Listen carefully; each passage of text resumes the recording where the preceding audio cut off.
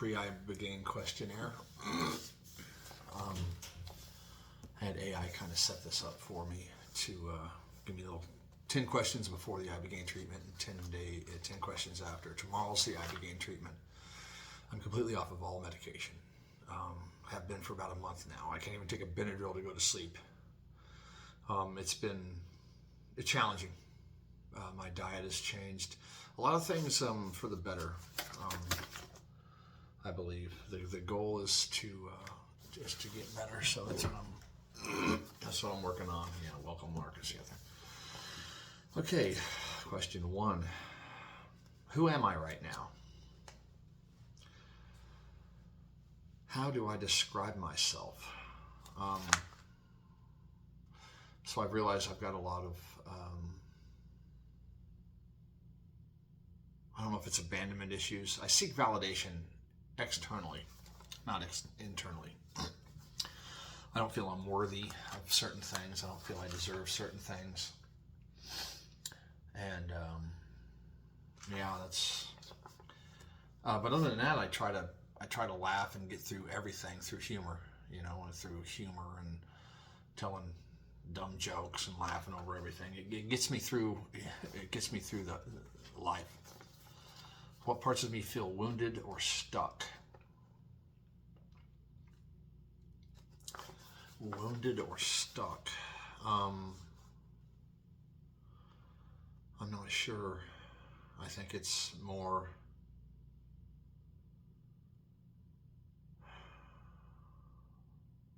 Well, I'm unable to grow if I'm still doing the same coping mechanisms. If I'm still doing the same stuff to cope with whatever, then it's not working. You know, the coping mechanisms have served me well, but it's time for them to disappear. What brought me to Ibogaine? So how I've not heard of this drug until last year kind of pisses me off. My friend Tom, a special operations vet, told me about it.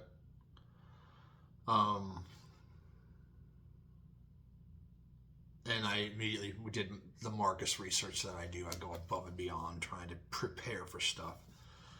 And so I've learned a ton about it. There's a movie on Netflix called In Waves and War. Watch that as well. Highly recommend it. What am I trying to heal? Apparently my past and my coping mechanisms. Apparently it does a reset in the brain. What am I trying to escape? If I can answer that.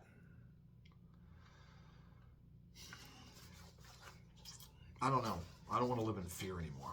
What am I trying to understand? Myself, my purpose. I feel I'm lost. I feel I have no purpose. So I quit drinking 7 years ago. Something else I should throw in there. And ever since then, it's been harder for me because of the way I do things. Because I'm set in my ways, and yeah. What am I trying to understand? Yeah, myself and why I do the things I do. Question 3. What traumas or experience still affect me? Most of the past. Most of the past comes up in my mind. I think about things. I ruminate things in the past. I ruminate how I could have done things differently, or why this person said this to me, or why that, or why this, and I try to picture different outcomes that could have happened, and it's basically a waste of time because there's no healing involved there. And I understand if you live in the past, you're depressed, and if you live in the future, you're anxious, you're living in anxiety. What memories feel heavy? We moved around a lot when I was a kid, probably 10 times before I was 15, 10. So my adapting skills and my coping mechanisms, you know, I would go to a new school all the time, wearing glasses, you know, to pick on me. So I had to make people laugh. I had to seek the validation. I had to be the funny guy wherever I go. And that kind of shaped me. What events shaped my fear, anger, or patterns? I don't understand or think why I seek external validation so much. I don't believe that I had both parents up until I was about 15. Lived with my mom, lived with my dad. I contact them both today. I don't think that I think they did their best with what they had, with the coping mechanisms from the 40s, 50s, 60s. My anger, me blowing up, that could be from a ton of things. Probably because there's no peace inside of me. What are my current thinking habits? Do I catastrophize? Absolutely. I always think worst case scenario. I prepare for the worst. I don't plan for the best and prepare for the worst. No, I just prepare for the worst. And if I come out 1% better, I'm awesome. And that's being honest, that's selling myself short. That goes into my, I'm not deserving of this. I don't, do I overthink? Anyone who knows me knows that. Absolutely. I go through 4,000 different scenarios. I am an overthinker. I will figure your shit out. Don't lie to me. I will figure anything out. Do I avoid? When I need to. I avoid people, places, and things when I need to. Do I shut down? When I need to. Do I try to control everything?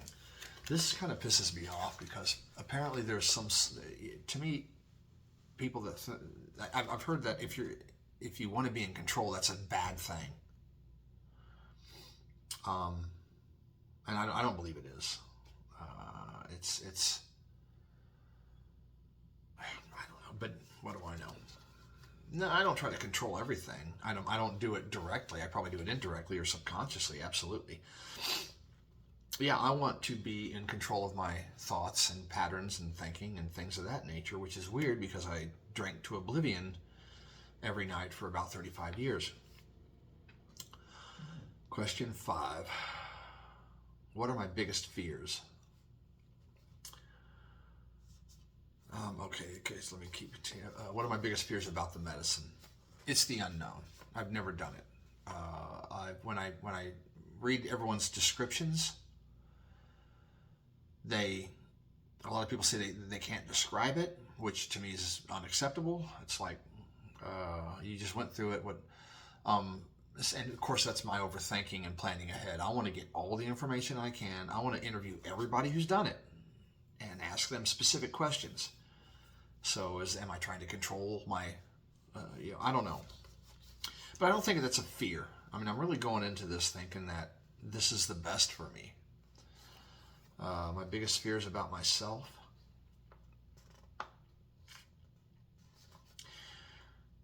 I can be pretty scary to myself.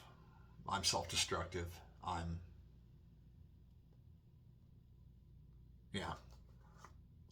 About losing control. Again, the control thing. I quit drinking so that I could be more in control of my life and regain control of my life. And people in the AA community were less than,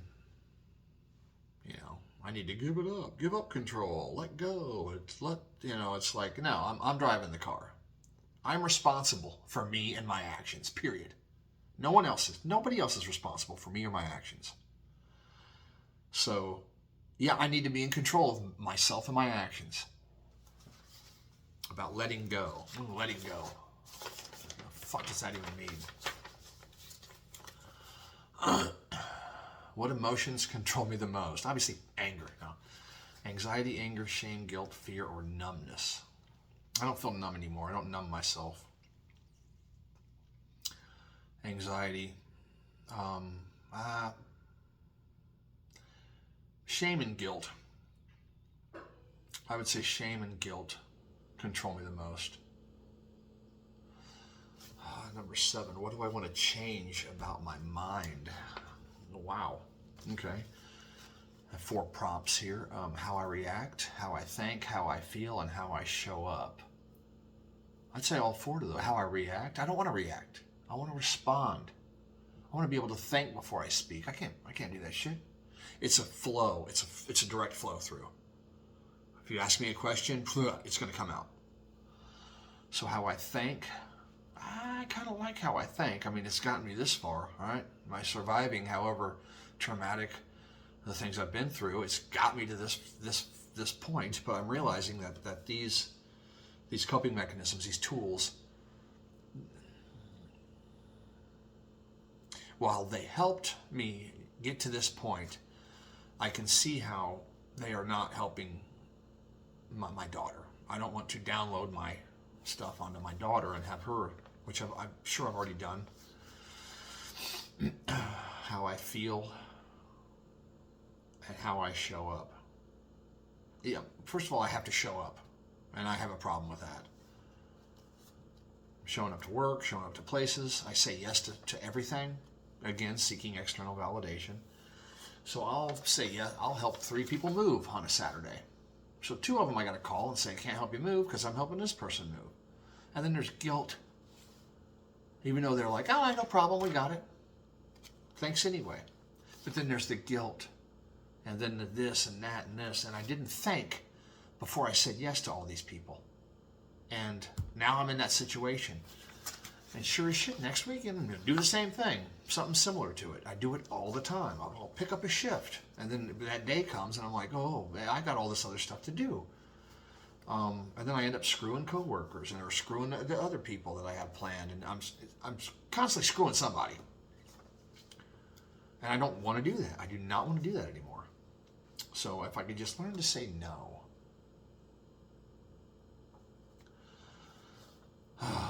Question 8. What does peace mean to me?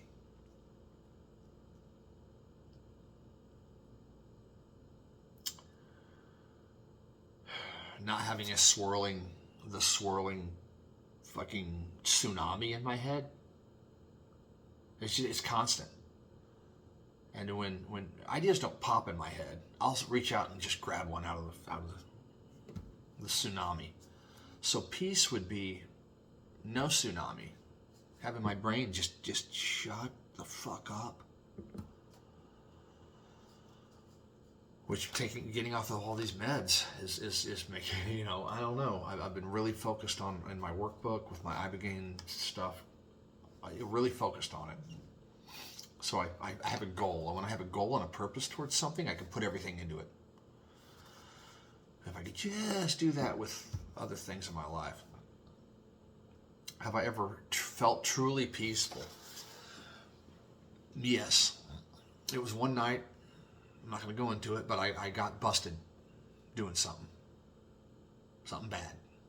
And I didn't have to hide it anymore. It was out in the open. Oh yeah, it was out in the open. And I slept so comfortable that night. First time in years. With nothing. I just had to get a hotel room. I just passed out. And I realized at that time, whatever I have on my possession and whatever I have in my truck is mine, and I have to start a new life from that. Which, no surprise, done that multiple times in my life. Came to Texas with a duffel bag and a guitar, bass guitar. As an alcoholic, I've basically built many empires and watched them crumble. Because I'd throw the first match on them, right? What would peace look like? Again, not having to do stuff, to feel guilt, not having to do anything, to feel guilty or remorseful, and if I would just think before I said yes or no to things, and if I thought about, if I responded instead of reacting. I don't know if Ibogaine will help do that, or question 9, what do I hope Ibogaine will show me? Will show me, okay, about myself, about life, about my purpose. I hope it shows me a purpose, or guides me, or leans me towards something. But more so, I believe I don't want it to. I intend on it healing traumatic brain injury, which has been proven to do. So that alone is awesome. I'm not going down there for addiction. I've been off. I've been going to AA for 7 years. Just now started doing step work though, because I do shit my way, you know. You know what I'm saying? About whether it would show me about myself, I believe I'm hoping it'll show me that I'm doing shit wrong, and that's okay. And we're gonna kind of realign yourself. We're gonna realign and start thinking about how to do things the correct way. Again, these coping mechanisms that have brought me this far, they no longer serve a purpose. You know, I appreciate it, but I need to start, you know, reacting to everything violently has gotten me through a lot of shit. It's not the right way to do things, though. It's also gotten me into a lot of shit. So I can't really say that, you know, it's the coping mechanisms, they need to be tweaked a little bit. So I'm hoping that Ibogaine will do that, as well as clear some of my brain for TBI, and as well as hopefully make me or allow me to continue off of my medication. I don't want to be on any medication. In today's day and age where I'm tired, or I'm tired, well, take this, you'll wake up. Can't go to sleep, take this. Got a headache, take this. I'm anxious, take this. I'm depressed, take this. I don't want to do that. Last question. If I could speak to my future self after healing, what would I ask him? Oh, I'd have a million questions. What happened? Tell me what to expect. Tell me what to do. I would take notes. I would memorize it. I would develop a plan. I would try to control the situation. I guess, man, that's it. What would I hope he says back? Well, since I'm a smart ass, I'll probably say something like, my future self would be like, oh, you'll see. Buckle your seatbelt, motherfucker. But I hope he's happier. I hope my future self is happier. I hope he just finds some purpose. Shit. So I'm going to post 10 questions. I'm not even going to read them. I'm going to do it in real time when I get back from Ibogaine. This has been a really, really awesome journey because it's towards the healing process. And it's the only thing that's keeping me going. Suicide has never been an option for me. Even though I tried to do it through alcohol and drugs for years. It's just... when I drank and did drugs, I had a purpose. I looked forward to something when I got off work.